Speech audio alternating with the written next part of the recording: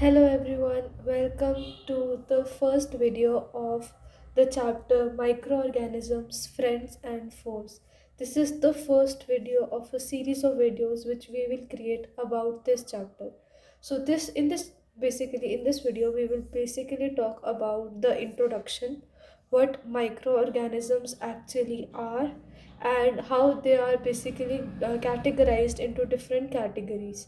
तो बिना किसी देर के अब हम स्टार्ट करते हैं। तो अगर आप देखोगे यहाँ पे तो माइक्रो ऑर्गेनिजम्स होते क्या हैं। जो वर्ड माइक्रो होता है उसका मतलब होता है very small, very tiny, very minute. ऐसा कोई ऑर्गेनिज्म ऑर्गेनिज्म होता है कोई भी लिविंग चीज़, उसको हम ऑर्गेनिज्म बोलते हैं। ऐसा कोई भी ऑर्गेनिज्म जो इतना छोटा है कि हमें नेकेड आई से नहीं दिखता, इंसानों को नेकेड आई से नहीं दिखता, उसको हम बोलते हैं micro organism. There are a huge variety of organism in this world. बिल्कुल सही बात है, बहुत अलग अलग तरह के जानवर हैं, from fishes to birds to animals to हम इंसान। ठीक है, तो इतनी वैरायटी है, तो ऑब्वियसली अब ये सब तो है जो हम देख सकते हैं। तो अब जो चीज़ें हम नहीं देख सकते उसमें भी हमारे पास इतनी different type of organisms present होते हैं, और ये ऑर्गेनिजम्स बहुत डिफरेंट डिफरेंट साइजेस के होते हैं।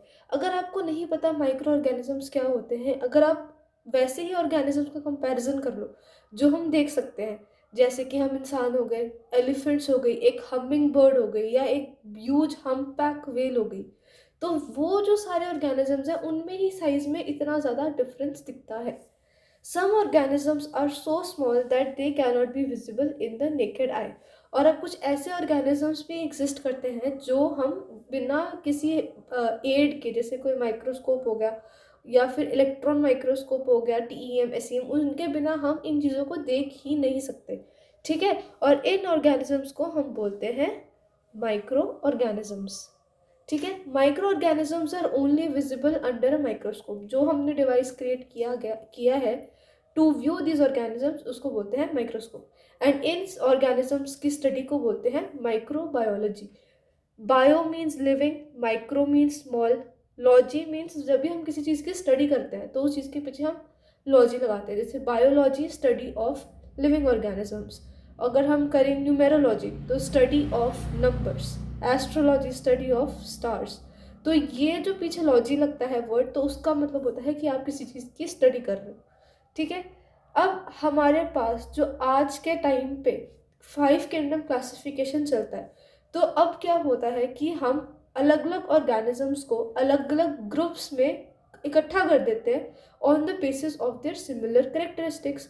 ऑब्वियसली अब इसका ये फ़ायदा होता है कि आपको उन चीज़ों के बारे में स्टडी करना आसान हो जाता है। अगर हम एग्जांपल से देखें तो हमने फ्रूट्स को और वेजिटेबल्स को अलग करके रखा है। बिल्कुल, अगर हम बेसिक्स में जाएँ, ठीक है, तो फ्रूट्स अलग है और वेजिटेबल्स अलग है। ठीक है, तो अब अगर मैं किसी LKG UKG वाले बच्चे को अगर मुझे फ्रूट्स के नाम याद कराने हैं तो मैं कराती ही उस लॉजिक से हूँ कि भाई ये फ्रूट्स है। अब अगर कोई KG का बच्चा या LKG UKG का बच्चा फ्रूट्स पढ़ रहा है तो उसके दिमाग में सबसे पहले क्या आएगा, अच्छा हाँ ये फ्रूट्स है, इनको हम कच्चा खा सकते हैं, इनको पकाने की ज़रूरत नहीं है। अपोजिट साइड पे अगर हम वेजिटेबल्स की बात करें तो उसके दिमाग में आएगा, अच्छा ये जो सारी चीज़ें हैं इनको हम पका के खाते हैं। तो जब आप किसी चीज़ को कैटेगराइज कर देते हो ना, तो उसकी जो स्टडी होती है उसकी स्टडी करना बहुत ज़्यादा आसान हो जाती है। ठीक है, that is the only reason why we categorise everything, ताकि हम उसको स्टडी कर सकें। अब उन सब के कॉमन फीचर्स हैं, तो रैदर देन लर्निंग कि अच्छा ये इसका ये फीचर है, इसका ये फीचर है, इसका ये फीचर है, यू कैन जस्ट लर्न अच्छा अच्छा ये इसकी ये क्लास है तो ओ इसकी तो प्रॉपर्टीज़ यही होंगी। तो इसीलिए हमने क्लासिफिकेशन का सिस्टम किया था, और उसमें भी टीयर्स होते हैं। ठीक है, जो किंगडम होता है वो सबसे बड़ा टीयर होता है। जैसे अगर कंट्री का ही देख लो तो कंट्री में पहले सबसे छोटा क्या होगा, एक विलेज होगा। बहुत सारे विलेज इकट्ठा बन के क्या बनेंगे, एक क्या बनेंगे, एक ब्रो बहुत सारे विलेजेस इकट्ठा होके क्या बन जाएंगे, एक सिटी बन जाएंगे। बहुत सारी सिटीज़ बन के क्या बन जाएगी, एक स्टेट। और बहुत सारी स्टेट्स क्या मिलके क्या बन जाएंगी, एक कंट्री बन जाएगी। अगर मैं गलत बोल रही तो I am so sorry, but you get the general idea. ठीक है, तो सिमिलरली अब क्या होता है कि हमने भी अलग अलग ऐसे टीयर्स बनाए हुए हैं, जिसमें जो किंगडम होता है वो सबसे बड़ा टीयर होता है। जैसे कंट्री सबसे बड़ा टीयर है, उसमें हर एक स्टेट का बंदा है। ठीक है, वैसे ही किंगडम सबसे बड़ा क्या है, टीयर है और उसके अंदर बाकी सारे आते हैं। तो जो सबसे बड़ा है उसको हम बोलते हैं किंगडम।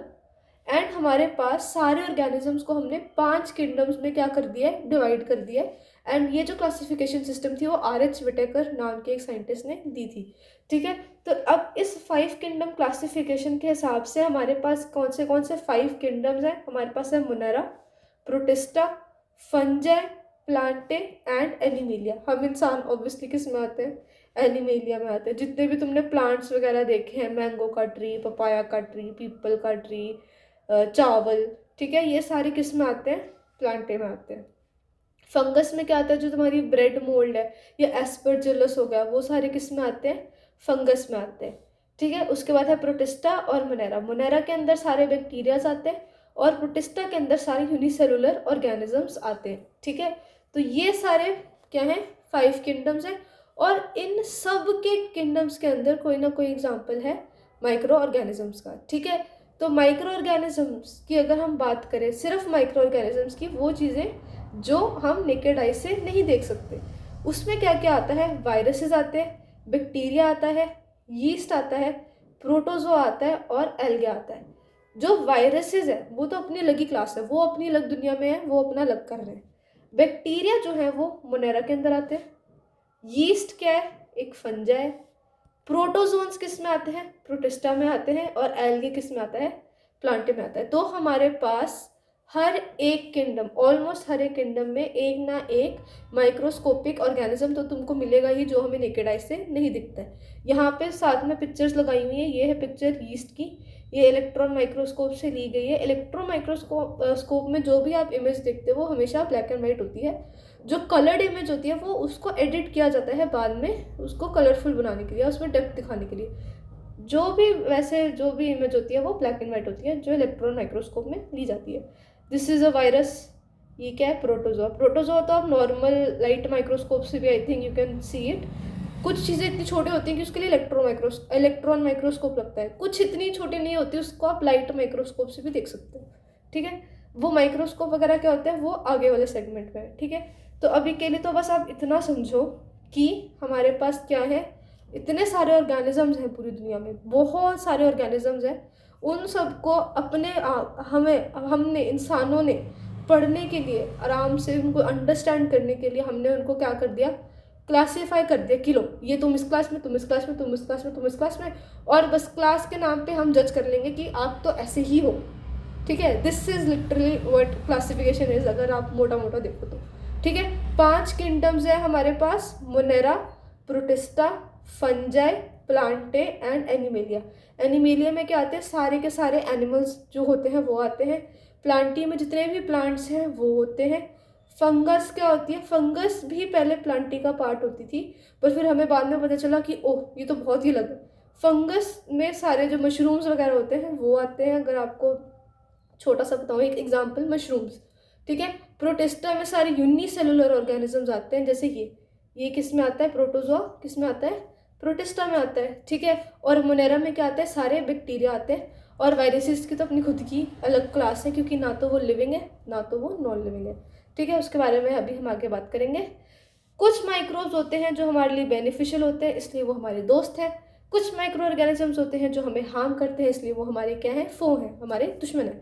ठीक है, तो अब एक तो ये बात याद रखना कि जब हम इस लॉजिक की बात कर रहे हैं तो हम अपने आप खुद से बात कर रहे हैं। ठीक है, कि हमारे लिए वी आर सेल्फिश, तो जस्ट जोकिंग। ठीक है, तो बेसिकली जब हम फ्रेंड्स और फोर्स की बात कर रहे हैं तो we are basically mentioning in our perspective. ठीक है, अब जैसे ऐसे तो देखने को, अगर हम इंसान जैसे सपोज खत्म हो जाएंगे तो आगे की जो वाइल्ड लाइफ है वो तो बहुत अच्छे से खेलने लग जाएगी।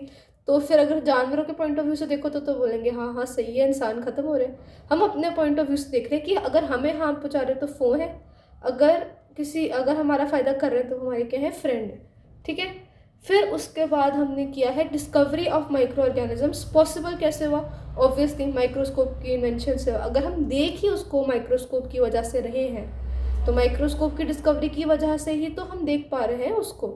ठीक है, तो discovery of microscope was responsible for us to understand what micro organisms were actually like.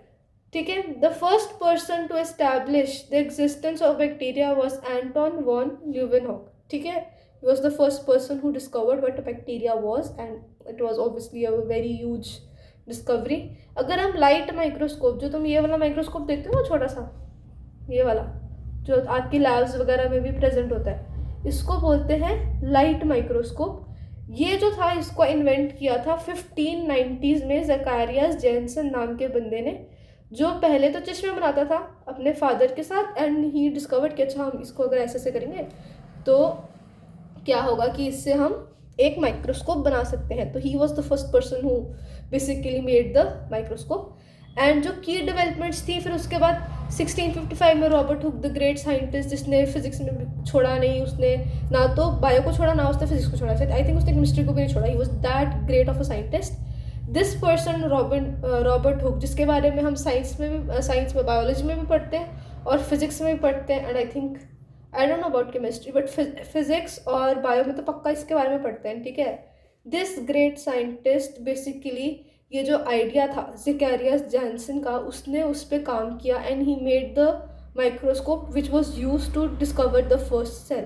It was by Robert hook.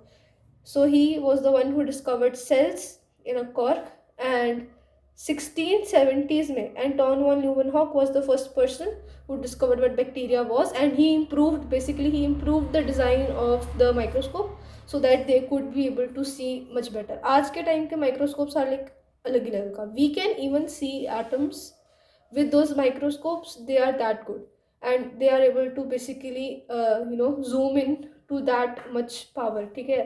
Then we have okay, this was the whole bit about the scientists and basically what people were responsible for which discovery. So yeah, and then we have the type of microorganisms. अभी हमने बात की थी कि जो micro organisms हैं वो इतने सारे हैं और वो हर एक किंगडम में क्या हुए हैं, इंटीग्रेट हुए हैं, ठीक है. तो अगर हम माइक्रो ऑर्गेनिजम्स की बात करें तो जो सबसे पहला, ऑब्वियसली हम सबसे बड़े वाले से बात करेंगे, तो सबसे पुराना हमारे पास प्रूफ है माइक्रो ऑर्गेनिजम्स का, वो क्या है, साइनोबैक्टीरिया है. क्या है, cyanobacteria. Cyanobacteria is also micro organism, उसका नाम साइनोबैक्टीरिया है. Certain type of organisms million of years से एग्जिस्ट कर रहे हैं इस दुनिया में, ठीक है. जो ओल्डेस्ट नोन साइनोबैक्टीरिया आज के टाइम पे भी एग्जिस्ट करते हैं. जो हमारे पास सबसे पुराना साइनोबैक्टीरिया है वो 3.5 मिलियन ईयर्स ओल्ड है, and they were found in the Archaean rocks in West Australia. Australia तो आपको पता है कहाँ है, वहाँ के अराकियन रॉक्स हैं, वहाँ पे हमको ये साइनोबैक्टीरिया मिला था. दिस वॉज द रॉक, ठीक है. इस रॉक की जब स्टडी की गई तो उसके अंदर साइनोबैक्टीरिया थे, एंड जब इनकी ट्रेसिंग की गई तो it was found out that it is 3.5 million years old. So cyanobacteria existed from such a long time, ठीक है. फिर उन्होंने बात की है on the basis of their cell structure organisms are divided into 4 groups. अभी हमने सबसे पहले बात की थी कि जो माइक्रो ऑर्गेनिजम्स है वो हर एक किंगडम में, ठीक है. अब हम बात कर रहे हैं कि जो माइक्रो ऑर्गेनिजम्स हैं उनका जो स्ट्रक्चर है, सेल का स्ट्रक्चर है, ठीक है. सबसे पहले बात तो आपको ये याद रखनी है कि जो माइक्रो ऑर्गेनिजम्स होते हैं वो यूनिसेलुलर भी हो सकते हैं और मल्टी सेलुलर भी हो सकते हैं. यूनिसेलुलर मतलब एक सेल एक ऑर्गेनिज्म, मल्टी सेलुलर मतलब बहुत सारे सेल्स मिला के एक पर्टिकुलर ऑर्गेनिज्म बनता है. जैसे हम मल्टी सेलुलर ऑर्गेनिजम्स हैं, ठीक है. हम एक सेल नहीं है, हम अनगिनत सेल साथ में काम कर रहे हैं, अलग अलग फंक्शंस कर रहे हैं, तो हम एग्जिस्ट कर रहे हैं, तो हम मल्टी सेलुलर ऑर्गेनिजम्स हैं. यूनिसेलुलर होता है कि एक सेल एक ऑर्गेनिज्म काम खत्म. एक सेल अपने आप सेल्फ सफिशिएंटली जी रहा है, उसको किसी की ज़रूरत नहीं है, स्ट्रॉन्ग इंडिपेंडेंट सेल है वो, ठीक है. तो those are known as unicellular organisms, ठीक है.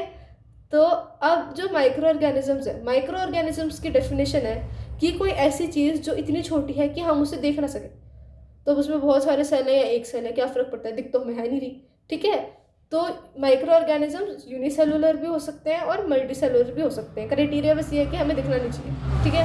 तो अगर हम बात करें सेल स्ट्रक्चर, ऑब्वियसली हर एक माइक्रो ऑर्गेनिज्म का सेल स्ट्रक्चर एक दूसरे से अलग अलग होगा. तो on the basis of their cell structure कि भाई उनके अंदर है क्या, उनको हमने 4 कैटेगरीज में डिवाइड किया हुआ है. कौन सी, बैक्टीरिया, फंजाई, प्रोटोजोआ और एल्गी. क्या क्या किया हुआ है, बैक्टीरिया, फंजाई, प्रोटोजोआ और एल्गी, ठीक है. जो बैक्टीरिया होते हैं वो किस किंगडम में होते हैं? मोनेरा किंगडम में होते हैं। जो फंजाई होती है वो किस किंगडम में होती है? फंजाई में होती है। प्रोटोजोआ किस किंगडम में होते हैं? प्रोटिस्टा में होते हैं। और एल्गे कहाँ पे होते हैं? एल्गे मोनेरा में भी है, प्रोटिस्टा में भी है, प्लांटे में भी है, डिपेंडिंग अपॉन देयर कैरेक्टरिस्टिक्स। ठीक है, तो फिर अब हम बात करने वाले हैं कुछ एग्जाम्पल्स की। हम देख लेते हैं कुछ एग्जाम्पल्स। ठीक है, सबसे पहले तो अगर हम बैक्टीरिया में देखें तो बैक्टीरिया में हमारे पास सबसे पहले क्या है? स्टेफाइलोकोकस है, जो इन्फेक्शन कॉज करते हैं, जैसे ये। ठीक है, स्टेफाइलोकोकस हमारे स्किन में इन्फेक्शंस कॉज कर सकते हैं। This is a picture showing the kind of infection, पूरा इन्फ्लेम्ड हो गया है। ठीक है, तो this is staphylococcus and this is a bacteria. ठीक है, दूसरा होता है विब्रियो कॉलरा, जो कॉलरा की बीमारी कॉज करता है।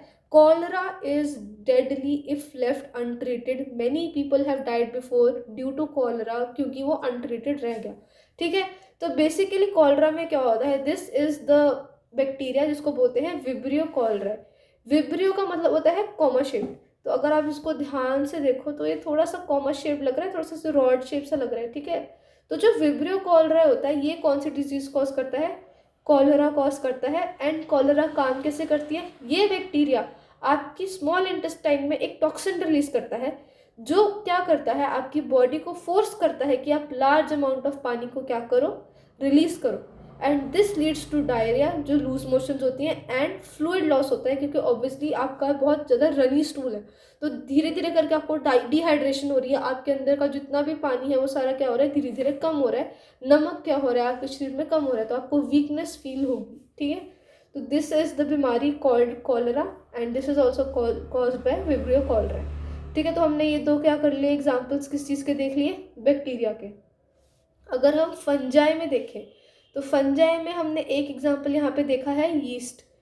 क्या देखा है? Yeast. Yeast is a kind of fungi और ये यूनिसेलुलर ऑर्गेनिज्म है। ठीक है, ये क्या कॉज करता है? ब्रेड मोल्ड कॉज करता है। अगर आप एक ब्रेड को हवा में ही छोड़ दो थोड़ा सा गीला करके, तो एक दो दिन बाद ही उसमें फंगस उगने लग जाती है, ये इतने गंदे ग्रीनिश कलर की। ठीक है, तो दिस इज कॉल्ड, ये ब्रेड मोल्ड होती है। ठीक है, एंड क्या करते हैं इसको? इस पर बेसिकली फंगस उगी हुई है। ठीक है, पर जो यीस्ट होता है ना उसकी यूज़फुल क्वालिटीज़ भी होती है। ठीक है, क्या यूज़फुल क्वालिटीज़ हैं? इसको यूज़ किया जाता है ब्रेड बनाने में, केक बनाने में और अल्कोहल बनाने में through a process called fermentation, जिसके बारे में हम आगे बात करेंगे। पर आपको ये पता चल गया कि अगर आपको ब्रेड बनानी है या फिर आपको केक बनाना है या आपको अल्कोहल बनाना है तो उसके लिए आपको क्या लगेगा? यीस्ट लगेगी। ठीक है, बनी बनाई, अगर बनी बनाई पे लग रहा है तो वो प्रॉब्लम है, पर अगर आपको ब्रेड बिल्कुल बेसिक से बनानी है तो आपको क्या लगेगा? यीस्ट लगेगी। ठीक है, जो फंजाई होते हैं वो क्या होते हैं? यूकैरियोटिक ऑर्गेनिजम्स होते हैं। क्या होते हैं? यूकैरियोटिक ऑर्गेनिजम्स होते हैं। एंड ये क्या होते हैं? प्लांट लाइक होते हैं, पर ये क्लोरोफिल नहीं बनाते। ठीक है, अब बेसिकली ये क्या कहना चाह रहे हैं इसमें कि जो फंजाई है और जो प्लांट्स हैं, जब स्टार्टिंग में क्लासिफिकेशन हो रही थी डिफरेंट डिफरेंट ऑर्गेनिजम्स की, तो फंजाई को प्लांट किंगडम में रखा था। देवर लाइक यार सेम ही तो है। पर फिर जब बाद में रिसर्च हुई तो पता चला कि इनका एक सबसे बड़ा जो चीज़ है, मोड ऑफ न्यूट्रिशन, वो ये लगे, खाना खाने का तरीका ये लगे। ठीक है, and it is one of the most important criterias. जब आप प्लांट की बात करते हो तो आप क्या सोचते हो? Plant are those organisms which can create their own food by the process of photosynthesis, ये सोचते हैं सब। ठीक है, तो अब अगर आप उस किंगडम में जहाँ पे सब अपना खुद का ही खाना बना रहे हैं, सब फोटोसिंथेसिस कर रहे हैं, सब सेल्फ सफिशिएंट है, वहाँ पे एक ऐसा ऑर्गेनिज्म डाल दो जो लग हरा रहा है, ठीक है, बट ना तो वो खुद का खाना बना रहा है ना वो फोटोसिंथेसिस कर रहा है। Would it be a fair comparison? No, it would not. तो इसलिए फंजाई को अलग किंगडम बना दिया गया। जो फंजाई होते हैं ये बेसिकली सैप्रोफिटिक होते हैं, ये डेड ऑर्गेनिजम्स पे फीड करके अपना गुजारा करते हैं। तो they are nothing like plants even though they might look like it in some cases. ठीक है, तो जो फंजाई होती है हमने उसको अलग किंगडम बना दिया and these are saprophytic and ये डेड एंड डिकेइंग मैटर पे फीड करती हैं। They are different from plants और इसमें भी माइक्रो ऑर्गेनिजम्स होते हैं। फॉर एग्जाम्पल यीस्ट जो यूनिसेलुलर है और ये बहुत हेल्पफुल होती है in the making of bread, alcohol and cakes. तो हमने अभी बात कर ली थोड़ी सी फंजाई के बारे में। और थोड़ी सी बैक्टीरिया के बारे में। अब हम बात करेंगे प्रोटोजोआ के बारे में, जो किस में आते हैं, किंगडम प्रोटिस्टा में। ठीक है, जोआ का मतलब होता है एनिमल, प्रोटो का मतलब होता है बिफोर, बिफोर एनिमल। ये ऐसी एक विचित्र चीज़ है जो थोड़ा थोड़ा प्लांट्स की तरह भी एक्ट कर सकती है और थोड़ा थोड़ा एनिमल्स की तरह भी एक्ट कर सकती है। और क्योंकि ये यूनिसेलुलर है इसलिए इसको प्रोटिस्टा में रखा हुआ है। ठीक है, प्रोटिस्टा एक ऐसा किंगडम है जिसमें सिर्फ और सिर्फ यूनिसेलुलर ऑर्गेनिजम्स ही होते हैं। हर एक ऑर्गेनिज्म जो प्रोटिस्टा का पार्ट है वो यूनिसेलुलर होगा, एक सेल ही एक पूरा ऑर्गेनिज्म है। ठीक है, तो protozoa is also a part of the kingdom protista.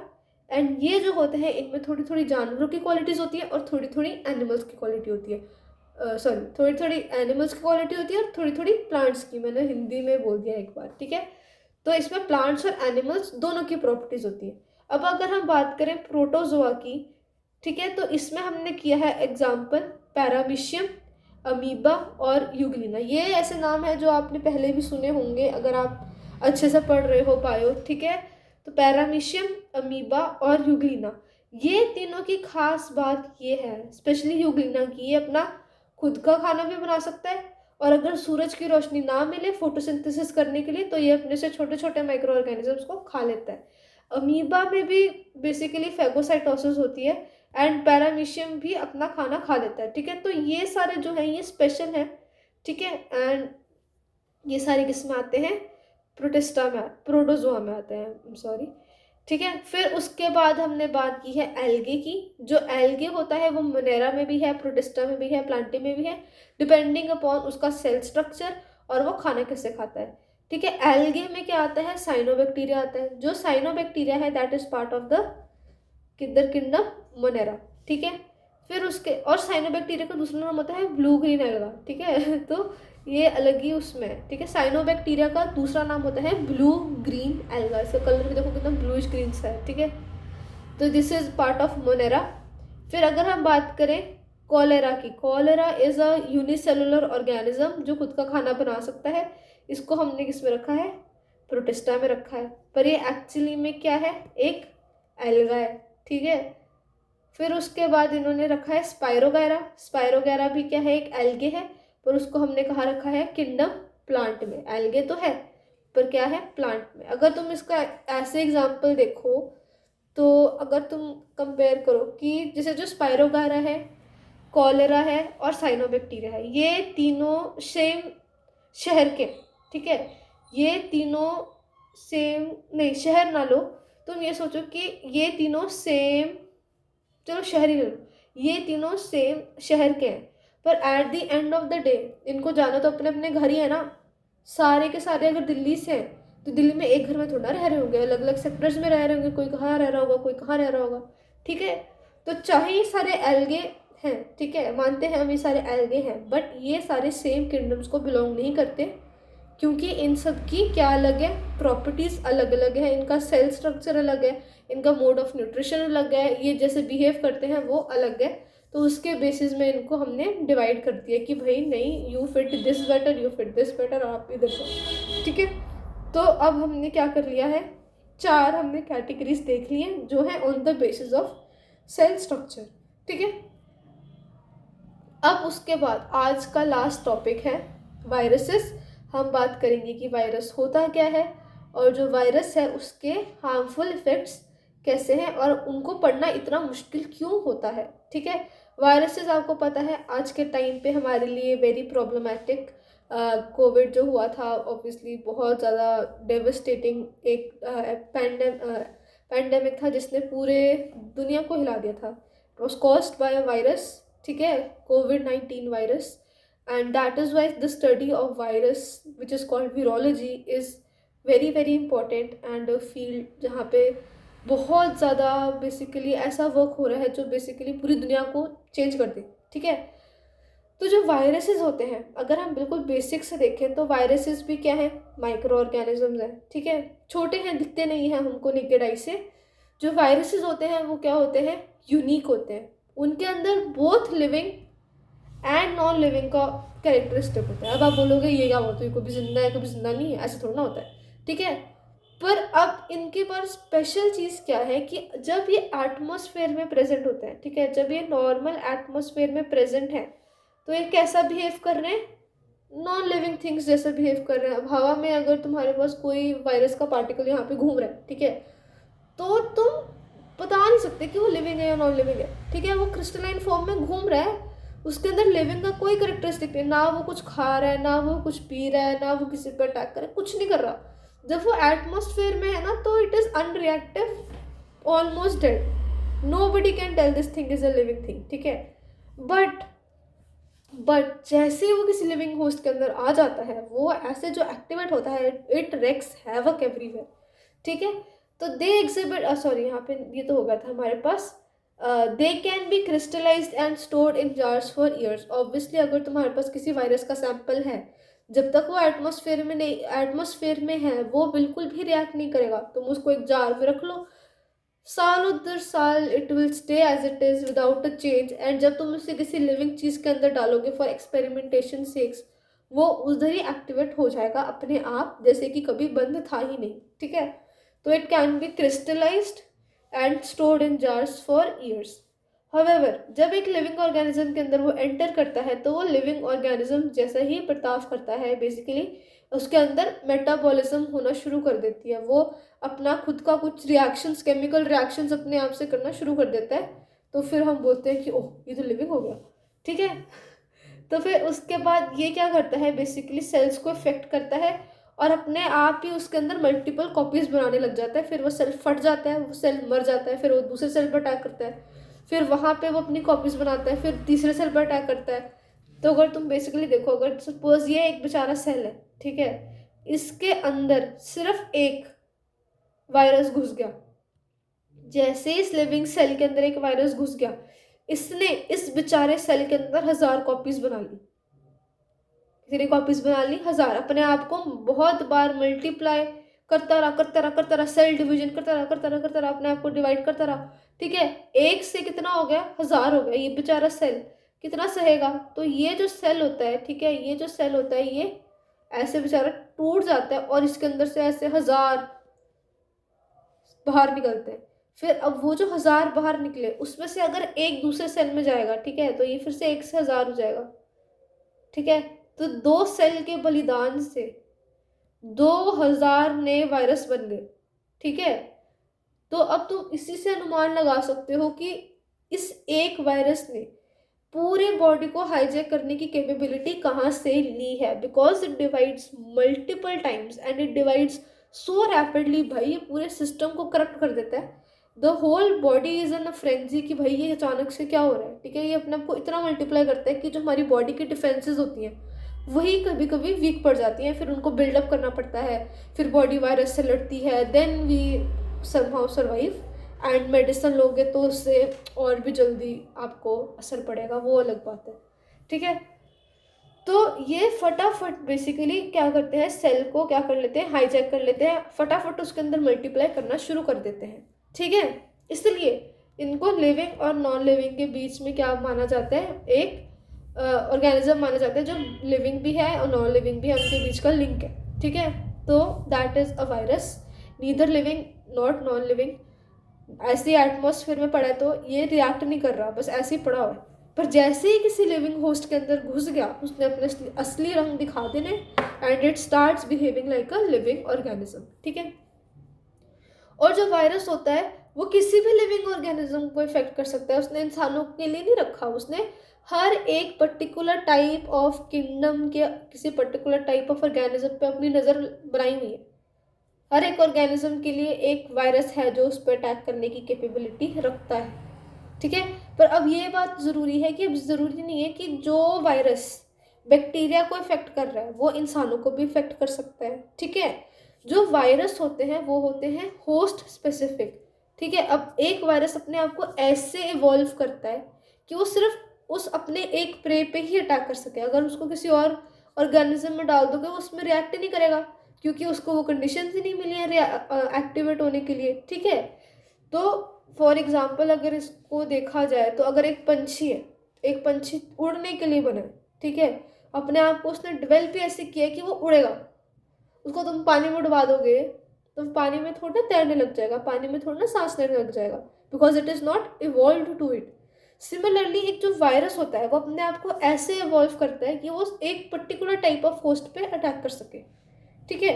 अगर उसको किसी और होस्ट में डाल दोगे तो वो अपना काम नहीं करेगा, ठीक है।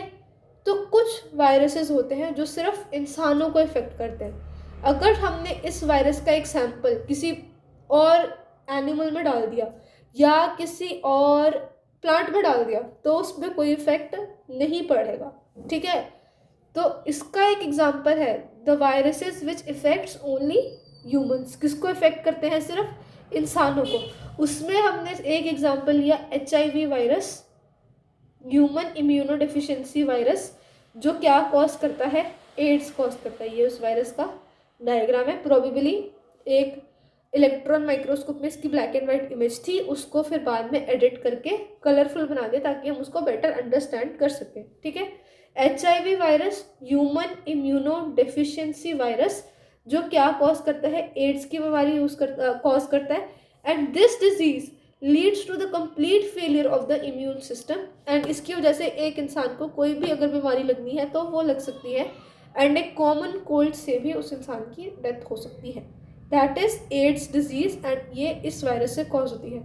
आज के टाइम पे भी हमारे पास एड्स का कोई फुल 100% क्योर नहीं है। अगर एक बंदे को एड्स, बेसिकली अगर एक इंसान को HIV वायरस उसके शरीर के अंदर चला गया है, ठीक है, तो that person will at some point develop AIDS and he और शी विल डेफिनेटली डाई, ठीक है। तो ये सिर्फ इंसानों को ही इफेक्ट करता है। जो दूसरा वायरस है वो है इबोला वायरस। दिस वायरस का कोई इंडिया में केस नहीं है, ठीक है।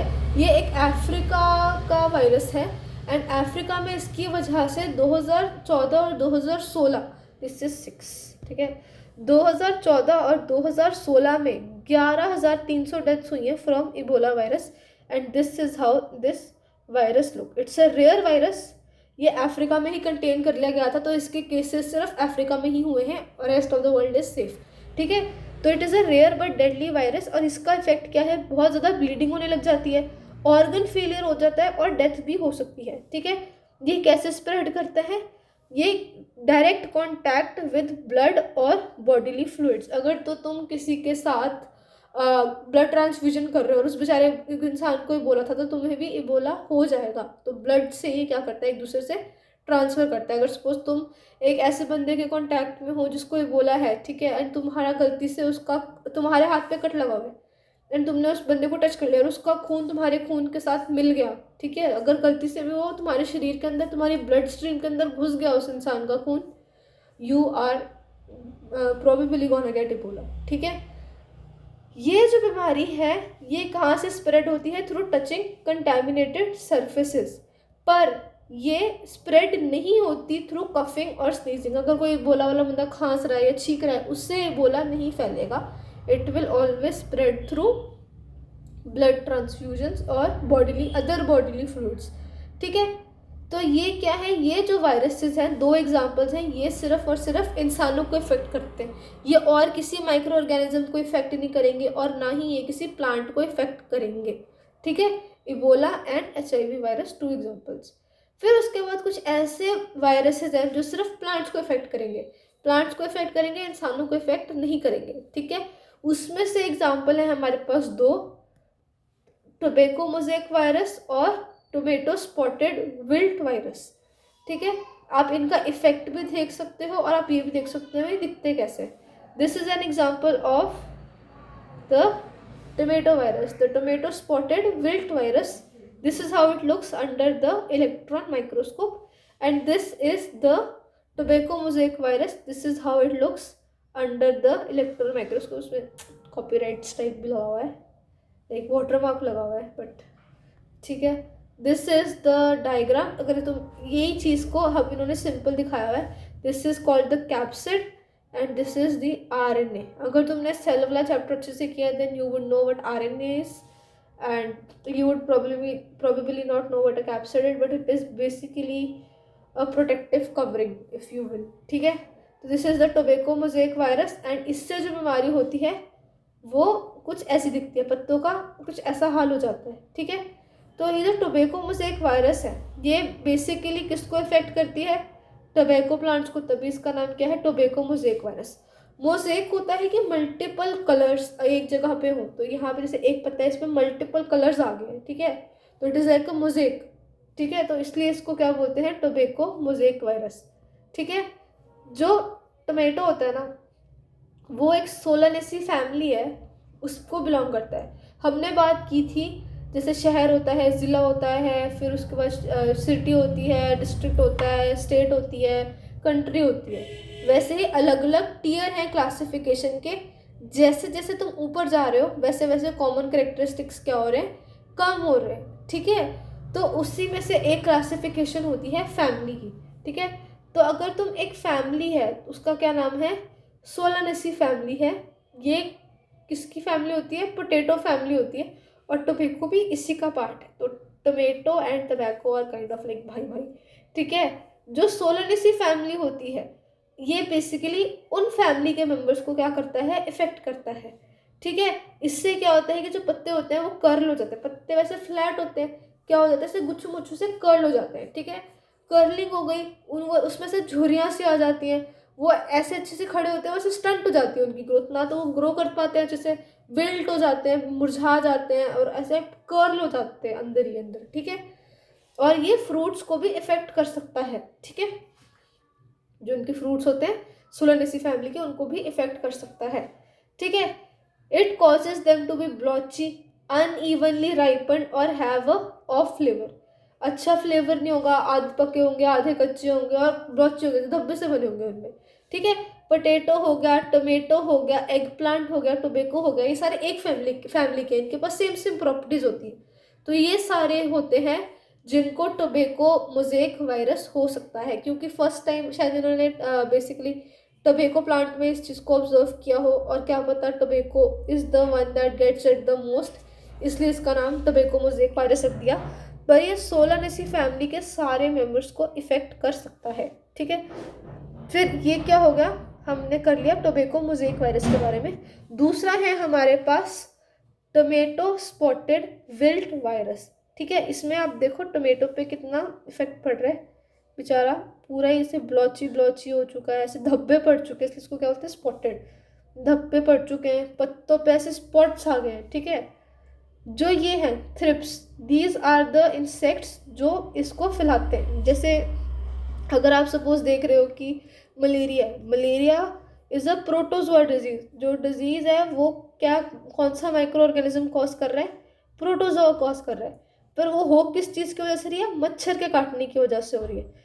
तो जो मच्छर है वो क्या है? उसका वेक्टर है, उसका ट्रांसपोर्टर है, जो बीमारी को, वायरस को एक जगह से दूसरी जगह पे लेकर आ रहा है, ठीक है। जैसे for example if you want to go to school, your destination is school, तो तुम किसी व्हीकल में ट्रैवल करके जाओगे, तो वो जो व्हीकल है वो तुम्हारा क्या है? वेक्टर है, तुम्हें एक जगह से दूसरी जगह पे लेके जा रहा है। तो सिमिलरली जो वायरसेस होते हैं, माइक्रो ऑर्गेनिजम्स होते हैं, उनके भी क्या होते हैं? वेक्टर्स होते हैं। वो एक ऑर्गेनिज्म से दूसरे ऑर्गेनिज्म में ट्रैवल करने के लिए उनके पास सेटिंग पूरी सेट होती है, ठीक है। तो जो वायरस होता है वो कहाँ से ट्रांसमिट होता है? इन बेचारे प्लांट्स के अंदर, बेचारे ही है ऑब्वियसली, अब ये बेचारे प्लांट के अंदर, ये बेचारे चिली के अंदर जो वायरस है वो आता कहाँ से? इन छोटे छोटे कीड़ों से आता है, जिनको बोलते हैं थ्रिप्स, ठीक है। और इसका भी जो इंटरेस्ट एक्चुअली में जेन्युइनली जो इसका प्रोपगेशन का ये है ना मेथड, बहुत इंटरेस्टिंग है, ठीक है। तो जो वायरस होते हैं, ये जो वायरस है specifically tomato spotted wilt virus, ये one of the most economically devastating virus है, क्योंकि इसकी वजह से सबसे ज़्यादा फसल खराब होती है पूरी दुनिया में, ठीक है। एंड ये प्लांट की पत्तियों को भी इफेक्ट करता है और बेचारे फ्रूट को भी इफेक्ट करता है। जैसे तुमने अभी ऊपर देखा था, बेचारा टोमेटो की भी हालत ख़राब है, और बेचारी चिली की भी हालत ख़राब है, और उनके पत्तों की भी हालत ख़राब ही है, ठीक है। This is the electron microscope के अंदर, this is how the virus looks, ठीक है। अब इसकी ट्रांसमिशन कैसे होती है? अगर आप ध्यान से देखो तो ये बेचारा इफेक्टेड प्लांट है। अब ये इफेक्टेड प्लांट है, अब इसको भूख, अब जो इंसेक्ट है उसको तो भूख लगेगी, तो वो इस प्लांट को खाने के लिए आएगा। तो जो थ्रिप का लार्वा होता है, थ्रिप का जो बच्चा होता है, ठीक है, वो इसको इफेक्टेड प्लांट को खाता है। अब जो वायरस था जो प्लांट के पत्ते में था वो कहाँ चला गया, बेचारे लार्वा के अंदर चला गया। ठीक है, अब इस लार्वा के अंदर क्या आ चुका है, वायरस आ चुका है। अब जब ये बेचारा लार्वा दूसरे प्लांट को खाने जाएगा जो हट्टा कट्टा था, तो वहाँ पे वो वायरस छोड़ जाएगा और फिर खुद मस्त चला जाएगा। ऑब्वियसली फिर वहाँ पे क्या क्या ही करेगा। ठीक है, तो उस हेल्दी प्लांट को भी क्या हो जाएगी, डिजीज हो जाएगी। इंटरेस्टिंग बात ये होती है कि जो थ्रिप होते हैं वो तभी इफेक्ट हो सकते हैं, तभी उनके अंदर वायरस आ सकता है जब वो छोटे हैं। जो अडल्ट थ्रिप है उनके ऊपर वायरस का इफेक्ट नहीं आता। ठीक है, and they can B affected only in the larval stage, जो 1 से 3 दिन की होती है। तो जो थ्रिप होता है वो 1 से 3 दिन के लिए एक लार्वा होता है। ठीक है, तो अब इस 1 से 3 दिन के पीरियड में जब वो जिंदा है, छोटा लार्वा है, अगर उसने तब ये फिनोमिनन किया, इफेक्टेड प्लांट खा लिया, सिर्फ तब और तब ही वो क्या है, एक बेसिकली ट्रांसमिटर है, वेक्टर है उस वायरस के लिए। अगर एक अडल्ट थ्रिप जो बचपन में इन्फेक्टेड नहीं हुआ था, अगर वो एक ऐसा प्लांट खाएगा जिसको टोमेटो विल्टेड स्पॉट वायरस है, उसको कुछ नहीं होगा।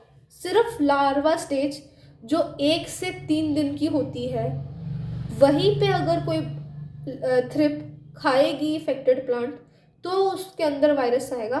अगर वो 3 दिन बाद खा रही है और उससे पहले उसने नहीं खाया था इफेक्टेड प्लांट, उसको वायरस नहीं होगा और वो वायरस आगे नहीं फैला सकती। सिर्फ जवानी में, छोटे छोटे बचपन में ही उसको बेसिकली हो सकता है। ठीक है, लास्ट टॉपिक हमारा जो वायरस है बस अब ख़त्म होने वाला है। एंड अब इसका जो लास्ट टॉपिक है वो है जो वायरसेस हैं जो सिर्फ दूसरे माइक्रो ऑर्गेनिजम्स को इफेक्ट कर सकते हैं। अभी हमने किया वायरसेस जो सिर्फ इंसानों को इफेक्ट कर सकते हैं, उसमें हमने किया HIV और हमने किया कौन सा किया था, याद करो, HIV और इबोला वायरस किया था हमने, जो सिर्फ अफ्रीका में ही फैला था, उसको बाकी जगहों में फैलने से पहले उसको रोक लिया गया था। ठीक है, तो we have the HIV virus and we have the Ebola virus which is caused only in humans by the viruses. And दूसरा जो हमने किया था जो सिर्फ प्लांट्स को हो सकता है, उसमें हमने किया था टोबैको मोज़ेक वायरस और हमने उसमें कौन सा किया था, टोमेटो विल्टेड स्पॉट वायरस। ठीक है, ये सिर्फ प्लांट्स को हो सकता है। तीसरी जो कैटेगरी अब हम कर रहे हैं वो ये है कि वायरसेस जो सिर्फ दूसरे माइक्रो ऑर्गेनिजम्स को इफेक्ट करती हैं। उसमें जो सबसे पहला हम कर रहे हैं वो है बैक्टीरियोफाज। बैक्टीरियो का मतलब बैक्टीरिया, फाज का मतलब खाना। तो वो बैक्टीरिया वो वायरस जो बैक्टीरिया को खाए उसको क्या बोलेंगे, बैक्टीरियोफाज। ठीक है, तो ये जो बैक्टीरिया वायरस होता है, ये जो वायरस होता है इसका नाम होता है T4 बैक्टीरियोफाज। ये जो बेसिकली आपका प्यारा सा वायरस है, ये सिर्फ और सिर्फ एक बैक्टीरिया पे ही अटैक कर सकता है, एक बैक्टीरिया को ही खा सकता है और किसी लिविंग ऑर्गेनिज्म को ये खा नहीं सकता। इसकी ट्रांसमिशन कैसे होती है, ये जो बैक्टीरियोफाज है ये एक बेचारे सेल के ऊपर, सेल के अंदर नहीं, एक सेल के ऊपर खड़ा हो जाता है। ठीक है, ये खड़ा हो गया और ये इसके अंदर का जो जेनेटिक मटेरियल है वो इसको एक अच्छे बेचारे सेल के अंदर, एक अच्छे बेचारे बैक्टीरिया के अंदर इंसर्ट कर देता है। ठीक है, अंदर इसके अंदर डाल देता है, इंजेक्ट कर देता है। ठीक है, तो ये जो जेनेटिक मटेरियल है वो अंदर जाके सेल से मल्टीपल कॉपीज बनवाता है। ठीक है, अगर आप इसको बेसिकली इसको अगर आप इलेक्ट्रॉन माइक्रोस्कोप के अंदर भी देखो तो ये ऐसा दिखता है। अब अगर आप इसमें देखो, जो ये है ये क्या है, बैक्टीरिया है बेचारा। ठीक है, इस बैक्टीरिया के ऊपर देखो इतने सारे क्या लगे हुए हैं, T4 बैक्टीरियोफाज। ये अपना जेनेटिक मटेरियल इसके अंदर क्या कर देते हैं, इंजेक्ट कर देते हैं। फिर ये जो बेचारा अच्छा खासा सेल होता है, ये जो छोटे छोटे देख रहे हो ना, ये T4 इसके अंदर बन रहे हैं। ये बेसिकली अपना जो इंजेक्टेड मटेरियल है उससे इस सेल को हाईजैक कर लेता है और इससे क्या होता है, इसी की मल्टीपल कॉपीज सेल के अंदर बनती रहती हैं। ये भी T4, ये भी T4, ये भी T4, और जब ये पूरा भर जाएगा सेल तो ये सेल ऐसे ब्लास्ट होकर उसके अंदर से इतने सारे T4 बाहर निकलेंगे। ठीक है, ये भी एक इमेज है इसकी, ये इसका हेड है। ये इसका बीच में ये टेल है, और ये इसके बीच में से टाइल है, कुछ रॉड सी होती है, ठीक है। I forgot what it is called, tail ही बोलते हैं। This is the head, this is the tail, and इसके एंड में ऐसे हुक्स से लगे हुए। This is the collar, this is the protective covering, ये बेस प्लेट है, एंड ये हेड है। जेनेटिक मटेरियल इस हेड के अंदर होता है, ये प्रोटेक्टेड होता है, ठीक है, तभी ऐसा स्ट्रक्चर है। फिर उसके बाद इसको बोला है जो बैक्टीरियोफाजेज होते हैं, ये सिर्फ एक बैक्टीरिया के सेल को ही इफेक्ट कर सकते हैं, उसी को इन्फेक्ट करेंगे, उसी के अंदर रेप्लिकेट होंगे, और किसी भी चीज़ के अंदर रेप्लिकेट नहीं होंगे। ये जो बैक्टीरियोफाज होते हैं ह्यूमंस पे हार्मफुल नहीं होते ऑब्वियसली। इन फैक्ट ये जो होते हैं they are being explored as a potential therapy for bacterial infections. ये जो चीज़ T4 बैक्टीरियोफाज जो बैक्टीरिया मारता है, तो क्या ये वो बैक्टीरिया नहीं मार सकता जिससे हमें बीमारी होती है? हमें भी तो बैक्टीरियल डिसीजेज होती हैं, इसीलिए तो हम एंटीबॉडीज खाते हैं, ठीक है। तो अगर हम इन T4 बैक्टीरियाज को मेडिसिन में इनकॉर्पोरेट कर दें, कुछ ऐसा क्रिएट कर दें जिससे ये बैक्टीरियाज जो हमें हार्म करते हैं इन बैक्टीरियोफाजिस की वजह से मर जाए, ठीक है, तो ये भी इज़ वेरी इंटरेस्टिंग स्टडी जो की जा सकती है या जो हो रही है, ठीक है। एंड ये all over the scientist all over the world use की गई है एक्सपेरिमेंट्स करने के लिए।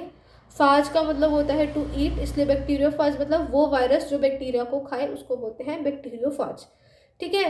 एंड एक्चुअली में जो T4 बैक्टीरिया है वो बहुत ज़्यादा यूज़ किया गया है जेनेटिक स्टडीज़ में। अगर आप +2 में करोगे चैप्टर तो वहाँ पे बहुत मेंशन है T4 का। It is basically a very good thing to study, because इससे हमें बहुत ज़्यादा इंफॉर्मेशन मिली है about how cell works, how bacterias work, तो इट इज़ वेरी यूजफुल, ठीक है। फिर उसके बाद दूसरा है, अभी हमने T4 बैक्टीरियोफाज किया, हम अभी कर रहे हैं वायरसेस विच इफेक्ट्स ओनली माइक्रो ऑर्गेनिजम्स। और कौन से माइक्रो ऑर्गेनिज्म को भी हमने इफेक्ट कराया है? That is bacteria. बैक्टीरिया पर अटैक करने वाले वायरस को बोलते हैं बैक्टीरियोफाज। स्पेसिफिकली जो हमने किया है दैट इज T4 बैक्टीरियोफाज, ठीक है। दूसरा है माइकोवायरस। जो माइकोवायरस होता है ये सिर्फ किसको अफेक्ट करता है? फंगस, दिस इज F, ठीक है। सिर्फ किसको इफेक्ट करता है? फंगस को इफेक्ट करता है। माइको जो वर्ड होता है उसका मतलब क्या होता है? फंगस। तो फंगस को इफेक्ट करने वाले वायरस को क्या बोलेंगे? माइकोवायरस। एंड इसको क्या बोलते हैं? This virus is also known as mycophage. This is myco, थोड़ी ऐसी जगह होनी नहीं चाहिए, this is माइकोफाज,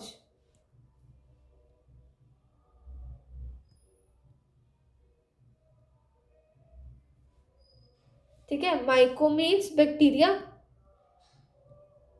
micro means bacteria, bacteria को खाने वाला माइकोफाज या mycovirus, and this is a example of, ठीक है। ठीक है। उसके बाद हम अब हमारा बस लास्ट रह गया है, last section, which is why are viruses so hard to kill. हम वायरसेस को सो हार्ड टू स्टडी, वैसे मारना भी इतना आसान नहीं है, but why are viruses so hard to study.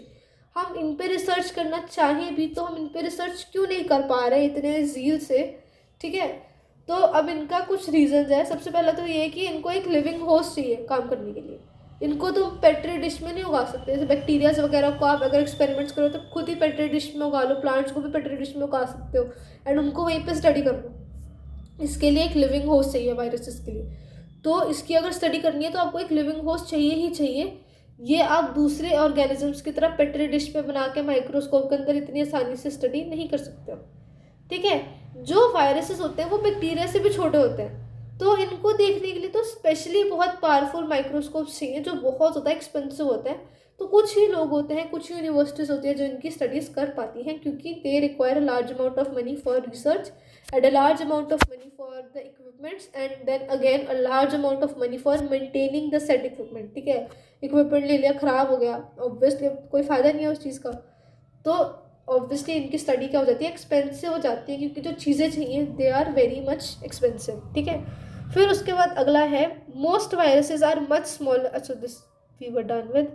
Some viruses जैसे Ebola are extremely dangerous and require high safety labs which are expensive to make. अब ऑब्वियसली कोविड का देख लो, कोविड की रिसर्च के लिए कितना पैसा गया था and it was such a harmful disease and still scientist and doctors worked really hard to study the virus. फिर उसकी वैक्सीन बनाई, तो that is a very good thing on part of the scientist and the doctors and the whole research community that they worked so hard and came up with a solution.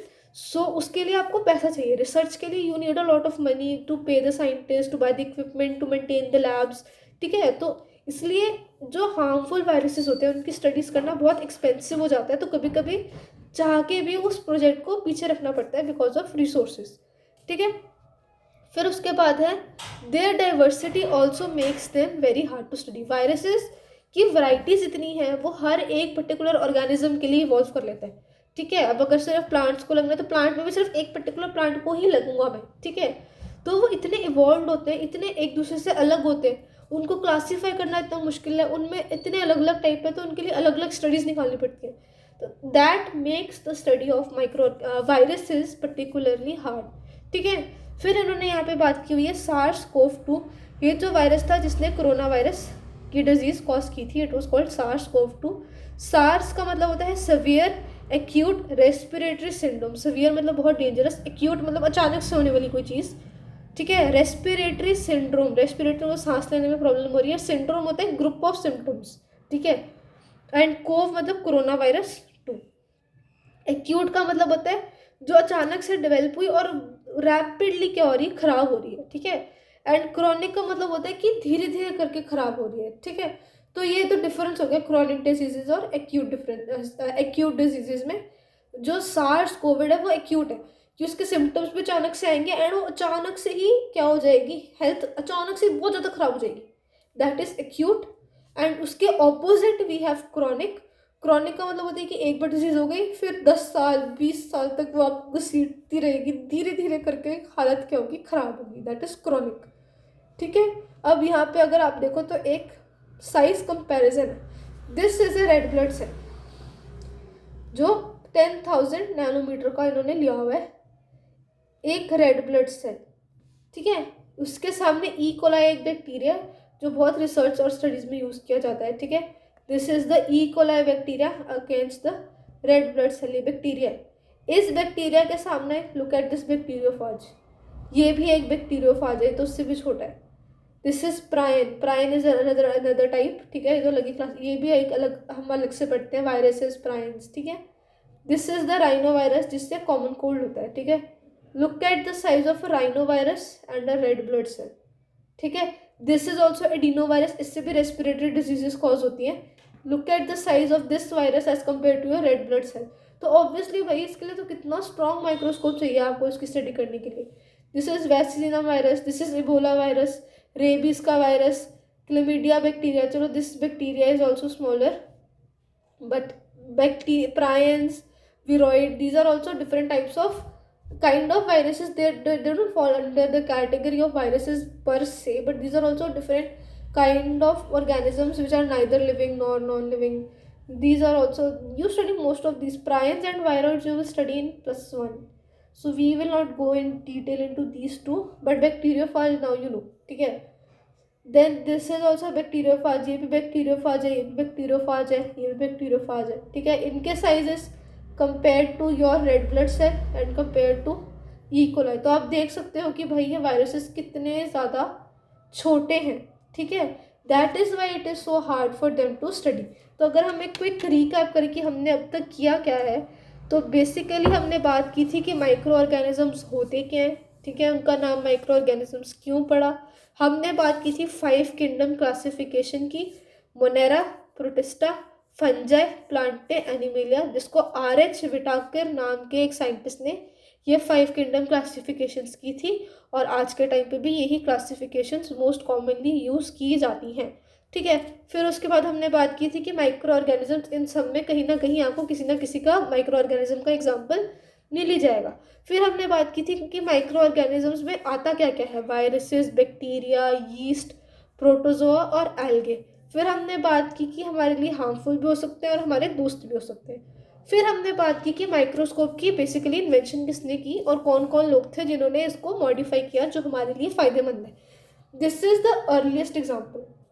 जो modern microscopes हैं उनके बारे में भी will talk at the end of the chapter because that is a little bit of extra information, but it is a very interesting piece of information and good information for you to have, so we will talk about it at the end of the lesson the different type of microscopes and the different types of microscopy. ठीक है, तो we talked about the early microscopes and उसमें क्या क्या basically changes हुए थे जिसकी वजह से सबसे पहले हमने माइक्रोस्कोप से कोई माइक्रो ऑर्गेनिज्म देखा.